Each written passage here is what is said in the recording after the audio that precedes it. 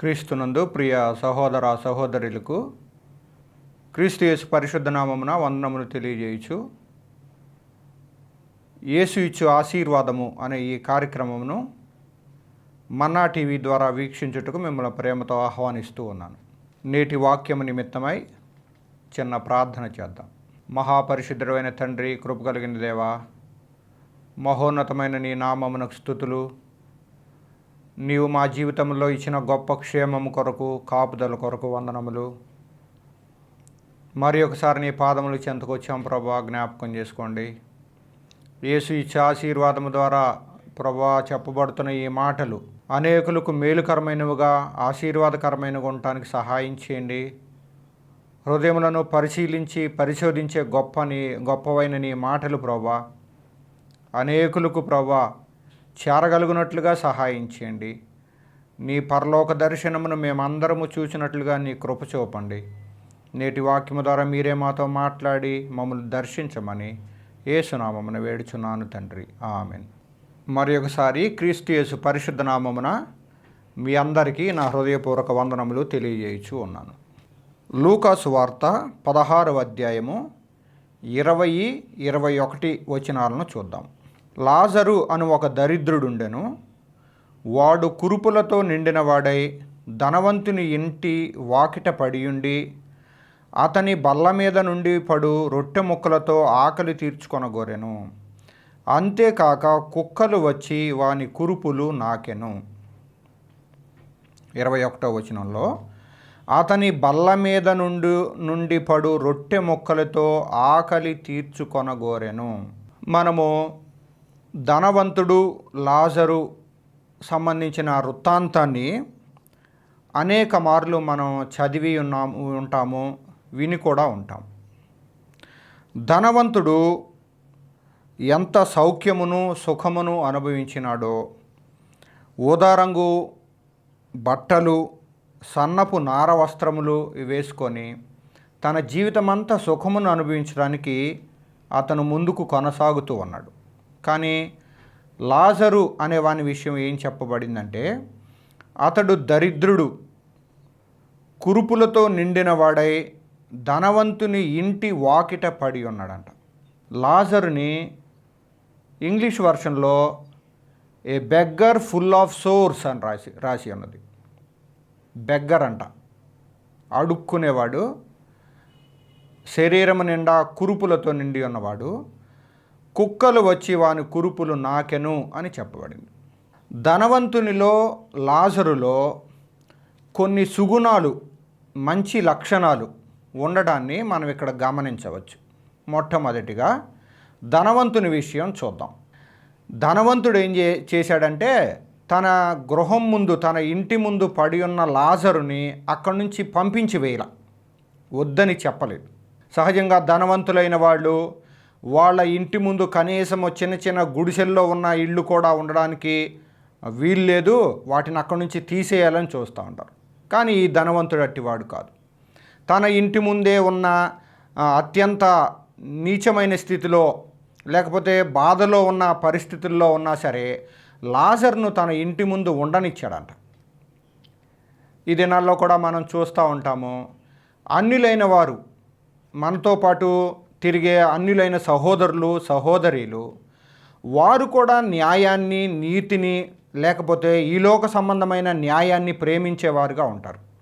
వాళ్ళు ఏం చేస్తారంటే, పేదలు ఎవరైనా కనబడితే వాళ్ళకి సహాయం చేయడం, అవసరంలో ఉన్న వాళ్ళని ఆదుకోవడం, లేకపోతే తనది కాని దాన్ని సొమ్ము తీసుకోకుండా జాగ్రత్తగా ఉండటం, లంచం పుచ్చుకునే విషయంలో జాగ్రత్తగా ఉండటం, ఇలాగ చేస్తూ ఉంటారు. వాళ్ళు కూడా క్రమమైన విధానాన్ని అనుసరిస్తూ ఉంటారు. ఇలాంటి వారిని మనం మన దైనందిన జీవితంలో చాలామందిని మనం చూడగలం. కానీ వారిలో ఏమీ లేదంటే, దేవుని యొక్క సిలువ లేదా దేవుని యొక్క క్షమాపణ, దేవుని యొక్క రక్షణ ఇది లేదు. దాని ఫలితంగా ఈ ధనవంతుడు మంచివాడైనా ఈ వృత్తాంతమంతటిలో అతడు ఎలాగ నరకములోకి నెట్టివేయబడినాడో, అలాగుననే ఈ లోకములో న్యాయంగా నీతిగా ప్రవర్తించే వాళ్ళు అనే చెప్పుకునేవాళ్ళు కూడా నరకములోనికే వెళ్ళిపోయేవారుగా ఉంటారు. ఎందుకంటే వాళ్ళలో క్రీస్తు ప్రభువు లేడు. క్రీస్తు ప్రభు ఇచ్చే రక్షణ లేదు, పాప క్షమాపణ లేదు, దేవుని యొక్క నీతిని రాజ్యమును వెదుగుట అనేది లేదు. కాబట్టి వాళ్ళు ఈలోకపరమైన పేదలకు సహాయం చేయటము, అవసరంలో ఉన్న వాళ్ళని ఆదుకోవడము, ఇలాంటి పనులని చేయటం వల్ల వాళ్ళకి ఏమీ ప్రయోజనం లేదు. అంత మాత్రం చేత పేదవాళ్ళని ఆదుకోవడము, అవసరంలో ఉన్న వాళ్ళకి సహాయం చేయటం వద్దని కాదు, కానీ వాటితో పాటు క్రీస్తు ఇచ్చే రక్షణను, క్రీస్తు వెలుగును, ఆయన ఇచ్చే పాప క్షమాపణను పొందుకొని ఉన్నప్పుడు మాత్రమే ఒక వ్యక్తి నిత్యరాజ్య వారసునిగా, పరలోక సంబంధమైన పౌరునిగా ఆయన ఇచ్చే రక్షణను సంపాదించుకొని ఈ లోకంలో బ్రతకగలడని ఈ వాక్యములో మనం తెలుసుకోవాల్సి ఉన్నది. లాజరు విషయాన్ని చూద్దాం. లాజర్ ఏం చేసినాడంటే, తన కళ్ళ ముందే ధనవంతుడైన వాడు ఓదారంగు బట్టలు, సన్నపు నార వస్త్రములు వేసుకొని సుఖంగా తన జీవితాన్ని గడుపుతున్నా సరే, అతని విషయంలో ఇతనికి ఎలాంటి అభ్యంతరము, వ్యసనము లేనివాడుగా ఉన్నాడు. అంటే లాజరు తనకు కలిగిన దానితోనే తృప్తిగా ఉన్నాడు. మరి ఒక చోట రాజకుమారుడు రాజ్యమును సంపాదించుకొని తిరిగి రావాలని వెళ్తూ కొంతమంది వ్యక్తులను పిలిచి, ఒక వ్యక్తికి ఒక మీన, మరొక వ్యక్తికి మరొక మీన, మరొక వ్యక్తికి మరొక మీన ఇచ్చినప్పుడు, రాజకుమారుడు తిరిగి వచ్చినప్పుడు ఒక అతను ఏం చెప్తున్నాడంటే, నీ ఒక మీనాతో నేను 10 మీనాలు సంపాదించాను అన్నాడు. రెండో వ్యక్తి, నీ ఒక మీనాతో నేను 5 మీనాలు సంపాదించాను అని చెప్పినాడు. మూడో వ్యక్తి ఏం చెప్పాడంటే, నీ ఒక మీనా తీసుకొని దాన్ని నేను రుమాలునకు కట్టి ఉంచినాను, ఎందుకంటే నీవు పెట్టని దానిని ఎత్తుకొని వాడవు, విత్తని దానిని కోయువాడువునైనా కఠినుడవు అని చెప్పినాడు. దేవుడు ఇతనికి ఎలా కనపడ్డాడంటే, ఒక కఠినమైన వ్యక్తిలాగా కనపడ్డాడు. కాబట్టి నీవిచ్చిన మీనాను నేను తీసుకొని వెళ్ళి దాన్ని రుమాలను కట్టి అలాగా ఉంచినాను అని చెప్పినప్పుడు దేవుడు చెప్తున్నాడు, చెడ్డదాసుడా అని పిలుస్తున్నాడు. ఈ ఒక మీనా కలిగిన వ్యక్తి, రుమాలునకు కట్టిన వ్యక్తి మిగతా వారి విషయంలో అభ్యంతరపడినాడు, వ్యసనపడినాడు. కానీ లాజర్ అట్టివాడు కాదు. లాజర్ ఏం చేశాడంటే, తనకి గొప్ప దరిద్రం ఉన్నా సరే, అనారోగ్యం ఉన్నా సరే, తన ముందు ఉన్న వ్యక్తిని చూసినప్పుడు, తన యొక్క సౌఖ్యమును చూసినప్పుడు, ప్రభువా ఈ వ్యక్తికి ఇలాంటి సౌఖ్యమును అనుగ్రహించినావు, నీకు స్తుతులు ప్రభువా అని చెప్పుంటాడు. అంతేగాని ప్రభువా అతనికి అంత సౌఖ్యమునిచ్చినావు, అంత సంపదనిచ్చినావు, నాకు ఏమీ లేదు ప్రభువా అని దేవుణ్ణి కఠినుడువు అని చెప్పడం కానీ, లేకపోతే తిరస్కరించడం కానీ, ఇలాంటి పని లాజరు ఎన్నడూ చేయలేదు. లాజరులో కృతజ్ఞతాభావం ఉంది. లాజర్ ఏం చెప్తున్నాడు, ధనవంతుని బల్ల మీద నుండి పడు రొట్టె ముక్క దానితోనే సంతోషపడుతూ ఉన్నాడంట. తనలో కృతజ్ఞతాభావం ఉన్నది. దేవా, ఈరోజు ఈ రొట్టె ముక్కను నాకు ఇచ్చావు చాలు, ఈరోజు ఈ రొట్టె ముక్కతో నా ఆకలి తీర్చినావు, నా అవసరాన్ని తీర్చినావు, శరీర సంబంధమైన నా ఆహారం యొక్క అవసరతను నువ్వు తీర్చినావు ప్రభువా, నీకు స్తుతులు, నన్ను ఈ లోకంలో నిలిపి ఉంచినావు ప్రభువా, నీకు వందనములు అని చెప్పేవాడిగా ఉన్నాడే కానీ, ధనవంతుని చూసి, అతనుకున్న సౌఖ్యాన్ని, అతనుకున్న ధనమును చూసి ఎన్నడూ ఇతడు అభ్యంతరపడలేదంట. కాబట్టి యేసు బహుగా ప్రేమించిన శిష్యుడైన యోహాను ఎలాగైతే యేసు యొక్క రొమ్మున ఆనుకొనుచు ఉండినాడో, అలాగ లాజరుకు కూడా ఈ గొప్ప భాగ్యం ఇవ్వబడింది. అదేంటంటే, లాజరు చనిపోయిన తరువాత అతడు కొనిపోబడి అబ్రహాము యొక్క రొమ్మున ఆనుకొని ఉన్నాడంట. గొప్ప భాగ్యము లాజరునకు దొరికింది. ఈ వృత్తాంతమును మనం చదివినప్పుడు లాజరు ముందుగానే చనిపోయినాడు, ధనవంతుడు ఆ తరువాత చనిపోయినాడు. బహుశా ధనవంతుడు తన ఆహార సంబంధమైన నియమాలు పాటించి ఉంటాడు, లేకపోతే తనకున్న వాటితో కావలసిన ట్రీట్మెంట్ తీసుకొని ఉంటాడు, వైద్య సదుపాయాలను అనుభవించి ఉంటాడు, కాబట్టి తన జీవితకాలాన్ని పెంచుకొని ఉంటాడు. కానీ తర్వాత జరిగింది ఏమంటే, లాజరు కొంచెము కాలమే బ్రతికిన కృతజ్ఞతాభావం కలిగిన వాడు, దేవుని మీద ఆధారపడినవాడు కాబట్టి అతడు పరలోక రాజ్యమునకు అబ్రహాము రొమ్మున ఆనుకొనుటకు కొనిపోబడినాడు. కానీ ధనవంతుడైన వాడు ఏం చేసినాడంటే, అతడు మరణించిన తర్వాత నరకమునకు తీసుకొని వెళ్ళబడిన. మనం ధనవంతుని లాజర్ని చూసినప్పుడు మనం ధనవంతుని విషయమై మనం ఎంతో అతడు గొప్పవాడని ఎంచుకుంటాం. ఈ లోకంలో ధనము సౌఖ్యము కలిగిన వాడే గొప్పవాడు అని మనం తలంచుకుంటూ ఉంటాం. లాజరు విషయము, లాజరుకున్న కురుపులను చూసినప్పుడు అతని యొక్క దరిద్రత, లేకపోతే అతను ఒక బెగ్గర్ అని చూసినప్పుడు అతని విషయం మనం ఎలాంటి లక్ష్యమును కలిగి ఉండం. కానీ దేవుని యొక్క ప్రమాణాలు అవి వ్యత్యాసమైన ప్రమాణాలు. ఈ లోకము ధనవంతుని గొప్పవానిగా చూస్తుంది, కానీ దేవుడు లాజరు యొక్క హృదయాన్ని గొప్పదిగా చూసినాడు కాబట్టి అతనికి పరలోక రాజ్యం ఇవ్వబడింది. ధనవంతుడు నరకములోనికి పడద్రోయబడినాడు. 25వ వచనంలో, అందుకు అబ్రాహాము, కుమారుడా, నీవు నీ జీవితకాలమందు నీకిష్టమైనట్టు సుఖము అనుభవించితివి, అలాగుననే లాజరు కష్టము అనుభవించినని జ్ఞాపకము చేసుకొనుము. ధనవంతుడంట తన జీవితకాలమందు తనకిష్టమైనట్టు సుఖము అనుభవించినాడు. తన జీవితకాలమంతా సుఖమునే అనుభవించినాడంట. ఏమి కష్టము లేదు, ఏమి బాధ లేదు. మనం కూడా ఏం చేస్తామంటే, మనలో యవన బలం ఉన్నప్పుడు, డబ్బులు ఉన్నప్పుడు, లేకపోతే ఆరోగ్యం ఉన్నప్పుడు ఏ బాధ లేదు, ఏ కష్టము లేదు, అంత సుఖమే అని మనల్ని నిర్మించిన క్రీస్తు ప్రభు వైపు, దేవుని వైపు చూడటం కానీ, ఆయన ఏం చెప్పినాడో, ఎలాగ మనం ఆయన దృష్టిలో మెలగాలో, ఈ లోకంలో ఎలాంటి ప్రవర్తన కలిగి జీవించాలో దాని విషయమై ఎలాంటి లక్ష్యము లేనివారుగానే ఉంటాము. ధనవంతుడు కూడా తన జీవితకాలమందు తనకిష్టమైనట్టు సుఖము ఇష్టమైనట్టు అనిపించాడంట. ఈ దినాల్లో మనుషులు వాళ్ళ దగ్గర ఉన్న డబ్బులతో, వాళ్ళ దగ్గర ఉన్న సౌకర్యాలతో వాళ్ళకి ఇష్టమైనట్టు బ్రతకొచ్చని తలంచుకుంటున్నారు. నీకు ఇష్టమైనట్టు సుఖము అనుభవించావు, దాని తర్వాత దాని ఫలితం ఏంటంటే నిత్యమైన నరకము. ధనవంతుడు తన ఇష్టమైనట్టు సుఖము అనుభవించినాడు కాబట్టి దాని తరువాత అతడు నరకములోనికి పడద్రోయబడినాడంట. అక్కడ నెమ్మది లేనివాడుగా ఉండినాడంట. మన జీవితములలో మనము ఈ లోకంలో ఎలాంటి ప్రవర్తన కలిగి ఉన్నాము? మనకిష్టమైనట్టు సుఖము అనుభవించాలని కోరుకుంటున్నామా? లేకపోతే దేవుని యొక్క ఆజ్ఞలు, దేవుని యొక్క రాజ్య నియమములు ఏమై ఉన్నవి వాటిని గ్రహించుకోవడం ద్వారా, వాటి ద్వారా మన ప్రవర్తనను సరిదిద్దుకొని దేవునికి ఆమోదయోగ్యమైన అంగీకారమైన ప్రవర్తన కలిగి మనం జీవించగలమనేది మనము ఈ దినాల్లో పరిశీలించుకోవాలని దేవుడు మన విషయంలో కోరుతూ ఉన్నాడు. ద్వితీయోపదేశకాండము 30వ అధ్యాయము 19వ వచనాన్ని చూద్దాం. నేడు జీవమును మరణమును ఆశీర్వాదమును శాపమును నేను నీ ఎదుట ఉంచి భూమ్యాకాశములను మీ మీద సాక్షులుగా పిలుచుచున్నాను. దేవుడు చెప్తున్న మాట, మోషే దేవుని మాటలను ఇశ్రాయేలీయులకు చెప్తూ ఉన్నాడు. నేడు జీవమును మరణమును ఆశీర్వాదమును శాపమును నీ ఎదుట నుంచినాను. మన ఎదుట జీవం ఉందంట, మరణం ఉందంట, ఆశీర్వాదం ఉందంట, శాపం ఉందంట. నీవు వాటిల్లో దేన్ని కోరుకుంటున్నావు? ఏది విలువైనదిగా ఎంచుతున్నావు? నీ ప్రవర్తన ద్వారా నీకు వీటిలో ఏది రాబోవుచున్నది అనే దాని విషయంలో హెచ్చరిక కలిగి ఉండాలని, జాగ్రత్త కలిగి ఉండాలని ఈ వాక్యములో మోషే మనకు తెలియజేయచ్చు ఉన్నాడు, ఇశ్రాయేలీయులకు తెలియజేయచ్చు ఉన్నాడు. దేవుని వాక్యము నుంచి జీవమును కోరుకున్నవారు, మరణమును కోరుకున్నవారు, లేకపోతే ఆశీర్వాదమును కోరుకున్నవారు, శాపమును కోరుకున్నవారు, ఇద్దరు వ్యక్తులను నేటి వాక్యము ద్వారా చూడాలని నేను తలంచుచూ ఉన్నాను.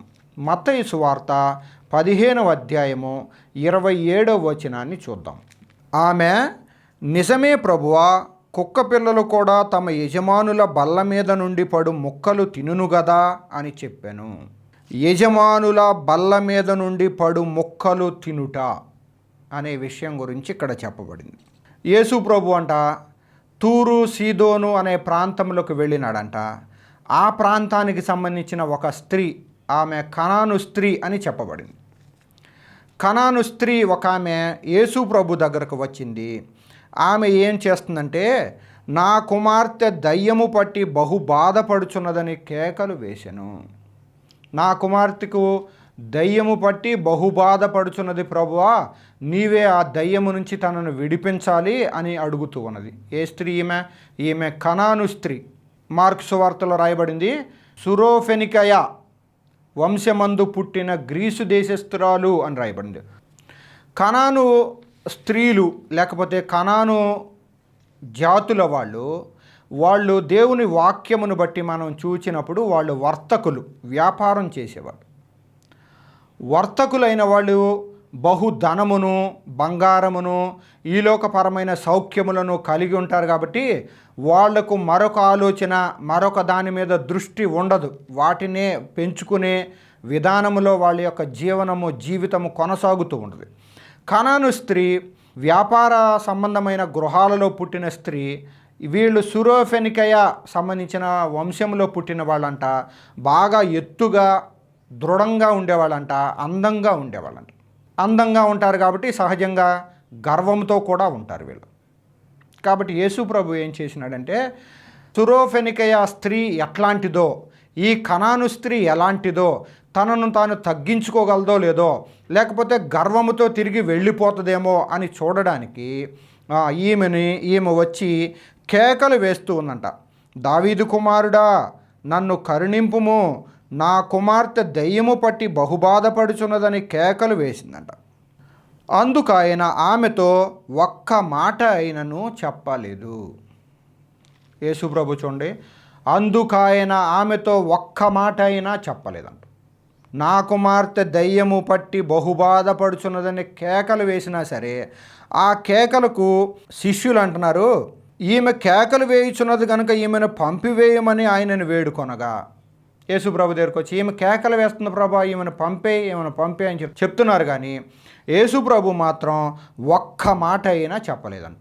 అలాగ వేచి ఉన్నాడు. ఈమె ఎంతసేపు ఇలాగ చెప్తూ ఉంటుందో, ఈమె అన్ని సంబంధమైన పరిస్థితి వచ్చింది, నా మీద ఎలాంటి విశ్వాసమును నమ్మకమును కలిగి ఉన్నదో నేను చూడాలి అని అనుకున్నాడేమో క్రీస్తు ప్రభు. అలాగ వేచి ఉన్నాడు. సహజంగా స్త్రీలు ప్రార్థనా పరులైతే వాళ్ళ కుటుంబంలో ఎలాంటి అవసరతలు ఉన్నాయో, వాళ్ళ పిల్లల్లో లేదా కుటుంబంలో ఎలాంటి అవసరత అక్కర ఉన్నదో గ్రహించుకొని వాళ్ళు ఏం చేస్తారంటే, క్రీస్తు ప్రభు దగ్గరకు వచ్చి, ప్రార్థనాపరులైన స్త్రీలు క్రీస్తు ప్రభు దగ్గరకు వచ్చి అనేక విషయాల నిమిత్తమై దేవుని సన్నిధిలో విజ్ఞాపన చేయటము, మొరపెట్టడము నేర్చుకుంటారు. ఎలాగ మొరపెడతారు? కేకలు వేయిచూ మొరపెడతారు. యేసు ప్రభు ఒక్క మాట అయినా చెప్పలేదంట. అయినా సరే ఈమె పట్టు విడవకుండా అలాగే కనిపెడుతూ వేచి ఉండి కేకలు వేయిచు మళ్ళీ అడుగుతూనే ఉన్నది. యేసుప్రభుని అడుగుతూ ఉంది. అన్య సంబంధమైన స్థితి నుంచి వచ్చిన ఈ స్త్రీకి తన ఇంటిలో ఉన్న సంకట స్థితి, కొరత అది ఏమై ఉన్నదో దాని విషయమై గొప్ప గ్రహింపు కలిగిన స్త్రీ. కాబట్టి యేసుప్రభువే ఈ సమస్యకి పరిష్కారాన్ని చూపగలడాన్ని తలంచి ఆమె దేవుని సన్నిధిలో వేచి ఉండుటకు ఆమె అక్కడికి తీసుకొని రాబడింది. ఈమె విషయమై దేవుడు ఏం చెప్పినాడంటే 24వ వచనంలో, ఆయన ఇశ్రాయేలు ఇంటి వారై నశించిన గొర్రెల యొద్దకే గాని మరి ఎవరి యొద్దకును నేను పంపబడలేదనెను.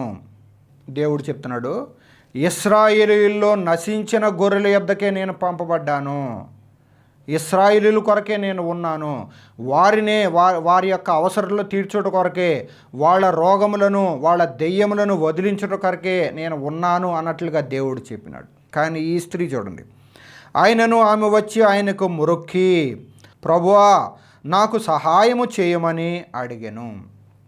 ఇశ్రాయేలులో నశించిన గొర్రెల యొద్దకే నేను వచ్చినాను అని చెప్తే ఈమె ఆ మాటకు అంగీకరించకుండా, నీవు ఇశ్రాయేలులో నశించిన గొర్రెల యొద్దకే వచ్చినావా ప్రభువా, నన్ను రక్షించవా అని వెనుకకు తిరిగి వెళ్ళిపోకుండా ఏమేం చేస్తుందంటే, ప్రభువా నాకు సహాయం చేయండి అని కేకలు వేస్తూ ఉందండి ఈ స్త్రీ.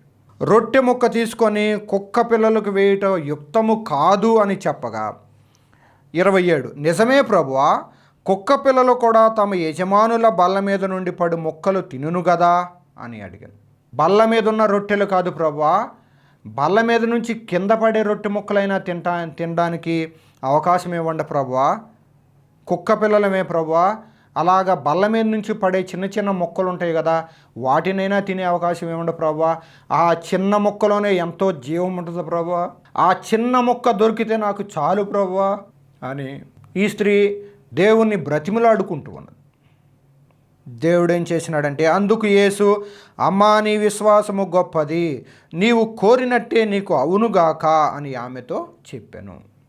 ఆమె విశ్వాసము గొప్పది అని దేవుడు తేల్చి చెప్తూ ఉన్నాడు. ఎందుకంటే బల్ల మీదనున్న రొట్టె ముక్కలు కుక్క పిల్లలకు ఇవ్వటము యుక్తము కాదు అని చెప్పినప్పుడు, అవును ప్రభువా, నేను కుక్క లాంటి దాన్నే, మా ఇంటి వారు లేకపోతే మేము అన్ని సంబంధమైన స్థితి నుంచి వచ్చాము, కుక్కల్లాంటి వాళ్ళమే, కానీ మాకు చిన్న చిన్న ముక్కలైనా దొరుకుతాయి కదా ప్రభువా, బల్ల మీద నుంచి పడితే వాటినైనా ఇవ్వండి ప్రభువా అని ఏడుకోవడం ద్వారా క్రీస్తు ప్రభు యొక్క గొప్ప దీవెనకు ఈమె అర్హురాలుగా మారింది. నిజానికి ఇక్కడ రొట్టె ఏమీ ఇవ్వబడలేదు, కానీ నీవు కోరినట్టే నీకు అవునుగాక అని చెప్పినాడు, అంతే. నీ విశ్వాసము గొప్పది. కనాను స్త్రీ కంట గొప్ప విశ్వాసం ఉన్నదంట. ఆమె కోరినట్టే జరుగుతుందంట. ఏం కోరింది ఆమె? తన కుమార్తె దయ్యము పట్టి బహుబాధపడుచున్నది కాబట్టి ఆమెని ఈ బాధ నుంచి విడిపించండి అని కోరినప్పుడు ఆ గడియలోనే ఆమె కుమార్తె స్వస్థత నొందెను. దానిలో గారు ఏం చెప్పారంటే, కనాను స్త్రీ బల్ల మీద నుంచి పడు రొట్టె ముక్కను కోరుకుంది, అది జీవపు రొట్టె అని చెప్పినారు. అది జీవపు రొట్టె, దేవుడిచ్చే రొట్టె, దేవుడిచ్చే ఆరోగ్యము, దేవుడిచ్చే స్వస్థత, దేవుడిచ్చే నెమ్మది, దేవుడిచ్చే రక్షణ, అది జీవం కలిగిందై ఉంటుంది. నిజముగా నువ్వు ప్రార్థన చేసి దేవుడిచ్చే స్వస్థతను నువ్వు పొందుకుంటే మళ్ళీ తిరిగి ఆ బలహీనత, ఆ అనారోగ్యము నీలోకి ఎన్నడూ రాదు. దేవుడు జీవము కలిగిన వాడు కాబట్టి ఆయన ఇచ్చే ప్రతిదీ కూడా జీవము కలిగిందై ఉంటుంది. ఈ రొట్టె ముక్కని కనాను స్త్రీకి నిజముగా రొట్టె ముక్కను ఇవ్వలేదు, కానీ ఆయన నోట నుంచి వచ్చే మాటే అది జీవపు రొట్టెగా పనిచేసింది. కనాను స్త్రీ కుమార్తె బాగవడానికి ఉపయోగకరమైనదిగా ఉన్నది. కాబట్టి మార్కు సువార్త 7వ అధ్యాయము 28వ వచనాన్ని చూద్దాం. అందుకు ఆమె, నిజమే ప్రభువా, అయితే కుక్క పిల్లలు కూడా బల్ల క్రింద ఉండి పిల్లలు పడవేయి రొట్టె ముక్కలు తినును గదా అని ఆయనతో చెప్పాను. పిల్లలు పడవేయి రొట్టె ముక్కలు తినుట, ఇక్కడ దేవుని పిల్లలు పడవేయి రొట్టె ముక్కలు తినుట, ఈ మాటని ప్రత్యేకంగా నేను చెప్పాలని తలంచుచున్నాను. దేవుని పిల్లలు పడవేయు రొట్టె ముక్కలు తినుట, అందరూ పిల్లలు పడవేయు రొట్టె ముక్కలు తినుట కాదు, కానీ ప్రార్థనాపరులైన, విశ్వాసాన్ని నేర్చుకున్న, క్రీస్తు కొరకు క్రమమైన జీవితాన్ని కలిగిన దేవుని పిల్లలు పడవేయు రొట్టె ముక్కలు తినుట నీ జీవితానికి, నీ రక్షణకు, నీ క్రైస్తవ జీవితపు అభివృద్ధికి గొప్ప దీవెనకరమైన విషయం, ఆశీర్వాదకరమైన విషయం. ఈ రొట్టె ముక్కలు నాకు కూడా ఇవ్వబడినాయి. ఒక దినారా ప్రార్థన చేసి పడుకున్న తర్వాత నేను ఒక దర్శనాన్ని చూసినాను. దానిలో ఒక సేవకులు వాక్యం చెప్తూ ఉన్నారు, ప్రక్కన మరొకరు ట్రాన్స్లేట్ చేస్తూ ఉన్నారు. ఆ మీటింగ్లో మొదటి వరుసలో కూర్చొని ఉన్నాను. ఆయన ఎవరో నాకు తెలియదు, కానీ స్టేజ్కి కుడివైపున చూసినప్పుడు అక్కడ జాషువా డానియల్ గారు కనబడ్డారు. ఆయన తల్లిగారు దీవెనమ్మ గారు కనబడ్డారు. కొంతసేపటికి జాషువా డానియల్ గారు ఆ పక్క నుంచి అలాగా నడుచుకుంటూ వచ్చినప్పుడు ఆ పక్కన జాషువా డానియల్ గారి సతీమణి లిలిమ్మ గారు కూడా కనబడ్డారు. దాన్ని బట్టి నాకు అర్థమైంది ఏంటంటే, ఆ వాక్యాన్ని బోధించే పెద్ద వ్యక్తి దానియేలు గారని. ఆ తర్వాత క్రమంలో దానియేలు గారు చెప్పిన కొన్ని వాక్యములను దేవుడు నేను రాసుకొని వాటిని చదవడానికి నాకు సహాయం చేసినారు. అవే జీవపు రొట్టెలు, దేవుని పిల్లలు పడవేయి రొట్టె ముక్కలు. కొంతమందికి రొట్టె ముక్కల విలువ తెలియదు. వాళ్ళ పడవేసినవి మేము తీసుకోవాలా?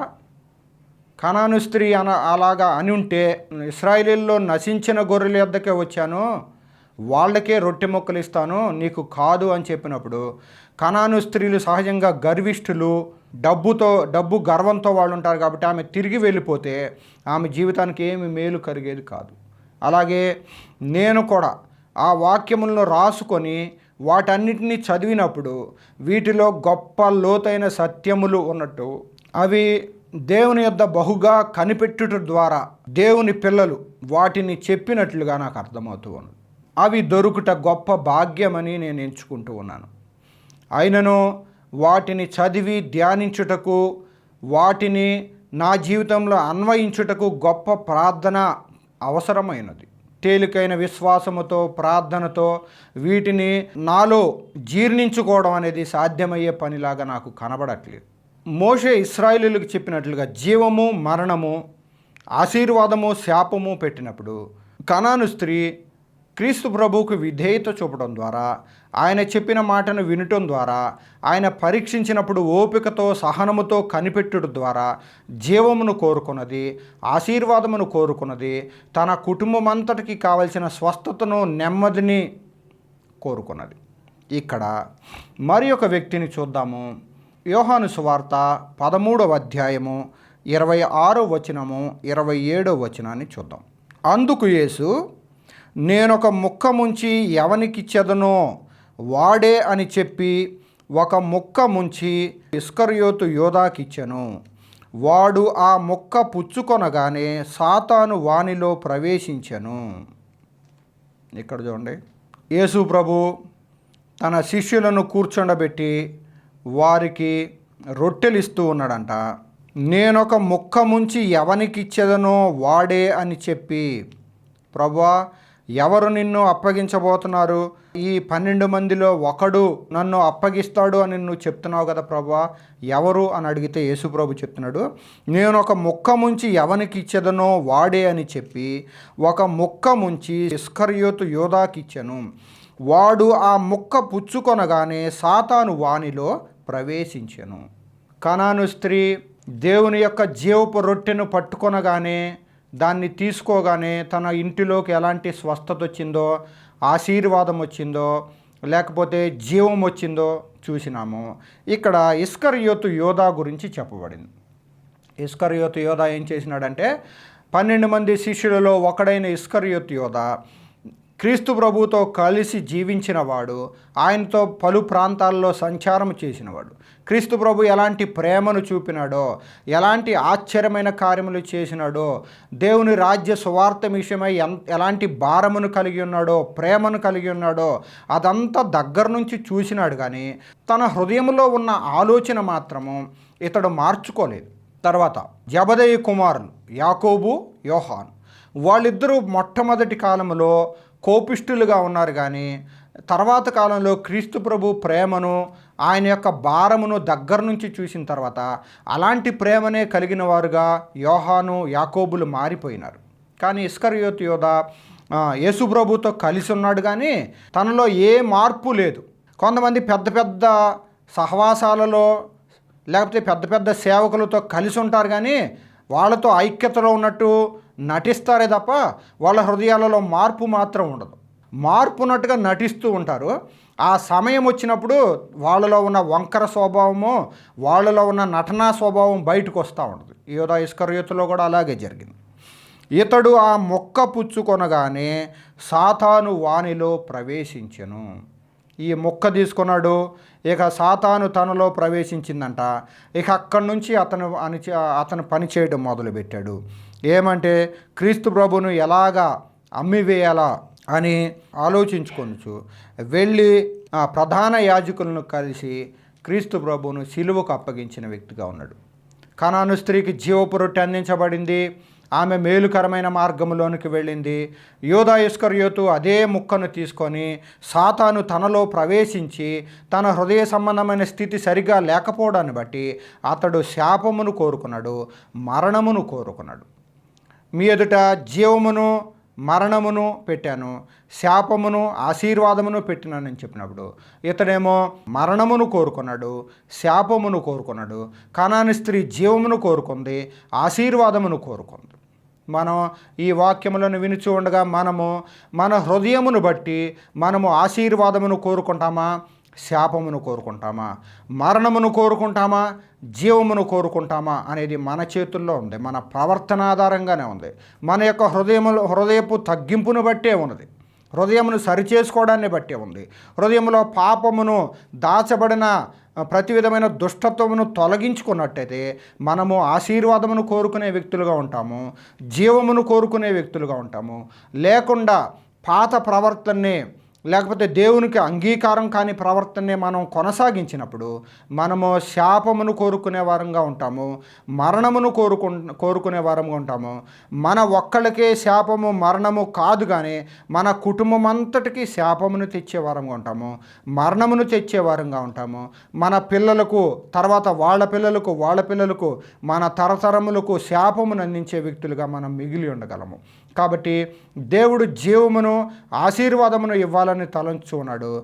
కాబట్టి ఆ జీవమును మనలోకి వచ్చేలాగన మనం హృదయమంతటితో తగ్గించుకొని, ప్రభువా నీ సహాయం కొరకు వేడుచున్నాను అని కేకలు వేయడం ద్వారా, ఆయన సన్నిధిలో విజ్ఞాపన చేయడం ద్వారా, వేచి ఉండటం ద్వారా, దేవుడిచ్చే రొట్టె ముక్క కొరకు ఆశపడటం ద్వారా, అమ్మా నీ విశ్వాసము గొప్పది అని యేసు ప్రభు ఎలాగైతే కనాను స్త్రీ, ఆమె అన్యురాయలని స్త్రీ విశ్వాసము కలిగి ఉందని క్రీస్తు ప్రభు ఆమె విషయంలో చెప్పినాడో, అలాగే మనము కూడా విశ్వాసమును కలిగి జీవితంలో రక్షణ మార్గములో నడిచి పాపమును ఒప్పుకొని తీసివేసుకొని మనుషులతో దేవునితో సరిచేసుకొని ఆయన నిత్యరాజ్య వారసులుగా ఉండాలని దేవుడు మన ముందుంచిన మరణమును, జీవమును, శాపమును, ఆశీర్వాదమును, వీటిలో మనము జీవమును కోరుకునే వారముగా, ఆశీర్వాదమును కోరుకునే వారముగా ఉండాలని నేను మీకు తెలియజేయచ్చు ఉన్నాను. చివరిగా ద్వితీయోపదేశకాండము 30వ అధ్యాయము 20వ వచనాన్ని చూద్దాం. యెహోవాయే నీ ప్రాణమునకును నీ దీర్ఘాయుషునకును మూలమై ఉన్నాడు. కాబట్టి నీవును నీ సంతానమును బ్రతుకుచు నీ ప్రాణమునకు మూలమైన నీ దేవుడైన యెహోవాను ప్రేమించి ఆయన వాక్యమును విని ఆయనను హత్తుకొనున్నట్లు జీవమును కోరుకొనుడి. మోషే చెప్తున్న మాట, యెహోవాయే నీ ప్రాణమునకు నీ దీర్ఘాయుషునకు మూలమై ఉన్నాడు. దేవుడే నీ ప్రాణమునకు మూలము, నీ దీర్ఘాయుషునకు మూలము. నేనే నా సొంత వైద్యము ద్వారా, నా స్వంత ఆహార నియమాల ద్వారా నా ఆరోగ్యాన్ని, లేకపోతే నా ప్రాణమును, నా దీర్ఘాయుషును నేను పొందుకుంటానని నువ్వెన్నడూ తలంచడానికి వీలు లేదు. దేవుడే నీ దీర్ఘాయుషునకు మూలము, నీ ప్రాణమునకు మూలము దేవుడే. నీవును నీ సంతానమును బ్రతుకుచు నీ ప్రాణమునకు మూలమైన నీ దేవుడైన యెహోవాను ప్రేమించి ఆయన వాక్యమును విని, నీ దేవుడైన యెహోవాను ప్రేమించి ఆయన వాక్యమును విని. దేవుని వాక్యములో అనేకమైన హెచ్చరికలు మన కొరకు రాయబడి ఉన్నాయి. అవి మన ప్రవర్తనను దిద్దుకొనుటకు, మన యొక్క తప్పులను, మనం ఆయనకి వ్యతిరేకంగా చేసిన అనేకమైన కార్యములను ఒప్పుకొనుటకు దేవుని వాక్యము మనకు అనేకమైన హెచ్చరికలను ఇస్తూ ఉన్నది. వాటిని మనం జాగ్రత్తగా గైకొనుచు యెహోవాను, నీ దేవుడైన యెహోవాను ప్రేమించి ఆయన వాక్యమును వింటే, ఆయనను హత్తుకుంటే, ఆయననే హత్తుకుంటే, ఈ లోకము నాకు అవసరం లేదు, ధనవంతుల్లాగా ఈ లోకపు సుఖభోగములు నాకు అవసరం లేదు, లాజరులాగా నేను నీ పట్ల కృతజ్ఞత కలిగి ఉంటాను, నీ రక్షణ కలిగి ఉంటాను, నిన్నే ప్రేమిస్తాను, నీ వాక్యమును విని నీ ఆజ్ఞలను గైకొంటాను ప్రభు అని చెప్పడం ద్వారా మోషే చెప్పినట్లు మనము జీవమును కోరుకుంటామంట. మోషే చెప్తున్నాడు, జీవము మరణం ఉంది, ఆశీర్వాదము శాపం ఉంది, కానీ మీరు జీవమును కోరుకొనండి అని చెప్తున్నాడు. మనము కూడా జీవమును కోరుకోవాలని, ఆయన వాక్యమును వినాలని, ఆయనను ప్రేమించాలని, తద్వారా దీర్ఘాయుషును మనం సంపాదించుకోగలమని దేవుని వాక్యము మనకి తెలియజేయచ్చు ఉన్నది. ఆయన వాక్యమును క్రమముగా చదివి ఆయన వాక్యమును ధ్యానించినప్పుడు, ఆయన సన్నిధిలో ప్రార్థన చేసినప్పుడు నేను దీర్ఘాయుష్మంతులుగా మారుతాము, ఈ లోకంలో ప్రయోజనకరమైన వ్యక్తులుగా మారుతాము. క్రీస్తును వెలుగును మనం కలిగి ఉండి అనేకులకు ఆ వెలుగును చూపించే వారముగా ఉంటాము. ధర్మశాస్త్రము ఎరుగని వారికి సైతము మనమే ధర్మశాస్త్రమును చూపించే వారముగా మన ప్రవర్తనను మార్చుకొని ఆయన జీవమును కోరుకొని ఆయనను హత్తుకొని జీవించాలని దేవుడు మనకు తెలియజేయుచున్నాడు. ఇశ్రాయేలీయులు ఇలాంటి అనేకమైన హెచ్చరికలను మోషే తెలియజేసినట్లుగా ఈ దినాల్లో దేవుని వాక్యము మనకు కూడా అనేకమైన హెచ్చరికలను తెలియజేస్తూ ఉంది. కానాను స్త్రీ ఎలాగ జీవమును కోరుకున్నది, ఇస్కరియోతు యోధ ఎలాగ మరణమును శాపమును కోరుకున్నాడు అనేది మనం గమనించి, దేవుని బల్ల మీద నుండి పడు రొట్టె ముక్కలు వాటితోనే మనం తృప్తి చెందితే అదే జీవపు రొట్టిగా ఉండి మనకి సహాయకరంగా ఉంటుంది. మన బ్రతుకు దినములన్నీ మనకు క్షేమమును, ఆశీర్వాదమును, స్వస్థతను, విడుదలను, రక్షణను మనకు దయచేసి మనం ఈ లోకంలో బ్రతికినంతకాలము ఆయనకు మహిమ తెచ్చేవారముగా, ఆయనను మాత్రమే ఘనపరిచేవారముగా మనం ఉండునట్లుగా దేవుని యొక్క సహాయమును మనం కోరుకుంటూ వేడుకుంటూ ఆయన సన్నిధిలో వేచి ఉండాలని ఈ నా మాటలను తెలియజేస్తూ నేను ఈ నా మాటలను ముగిస్తూ ఉన్నాను. ప్రార్థన చేద్దాం. పరిశుద్ధమైన తండ్రి, మహోన్నతమైన నీ నామమునకు స్తుతులు ప్రభువా. బల్ల మీద నుండి పడు రొట్టె ముక్కల విషయమై నీవు మాకు చెప్పిన నీ వాక్యపు సత్యముల నిమిత్తమై స్తుతులు ప్రభువా. బల్ల మీద నుండి పడు రొట్టె ముక్కలను లాజరు తీసుకొని ప్రభువా తను కృతజ్ఞతాభావంతో కలిగి ఉండి నీ సన్నిధికి చేరినాడు. అబ్రహాము రొమ్మున ఆనుకున్నాడు ప్రభువా. కనాను స్త్రీ ఓపికతో నీ యొద్ద వేచి ఉండి తన కుమార్తెకున్న బలహీనతను ప్రభువా, బల్ల మీద నుండి పడే రొట్టె ముక్కలు కుక్క పిల్లలు కూడా తింటే కదా ప్రభువా అని నిన్ను అడగటం ద్వారా విశ్వాసముతో ప్రభువా గొప్ప జయమును, ఆశీర్వాదమును ఎలాగో చూచిందో మేము విన్నాం ప్రభువా. మరొక ప్రక్క ఇస్కరియోతు యోధ ముక్కను నీ యొద్ద తీసుకొని ప్రభువా శాపములోనికి నాయన సాతాను తనలోనికి ప్రవేశించి ఎలాగా శాపకరమైన స్థితిలోనికి వెళ్ళినాడో మేము విని ఉన్నాము. గ్రహింపుతో నీ మాటలను ప్రభువా విధేయతతో విని నేర్చుకోవడానికి సహాయం చేయండి. అంతిమంగా ప్రభువా మోషే చెప్పినట్లుగా ప్రభువా నీ వాక్యమును విని హత్తుకొని నిన్ను ప్రేమించి జీవమును కోరుకునే మనుషులుగా మేము ఉంటాక మీరే మాకు సహాయం చేసి కృప చూపండి. నీ సేవకులు మాకు ఇచ్చిన మాటల కొరకు స్తుతులు ప్రభువా. ఆ మాటలను అనుసరించి మేమును ప్రభువా నీ సత్యమును ఇంకను నేర్చుకొని నీకు అంగీకారమైన మనుషులుగా ఈ లోకంలో బ్రతికి నిన్ను మహింపరిచేవారుగా మా కుటుంబాన్ని దిద్దుకోవడానికి మాకు మీరే సహాయం చేసి కృప చూపమని, ఆ పాత్రను క్షమించమని ప్రభువా నీ పరలోక దర్శనం మాకు దయచేసి కృప చూపమని యేసునామమున అడిగి వేడుచున్నాను తండ్రి. ఆమెన్.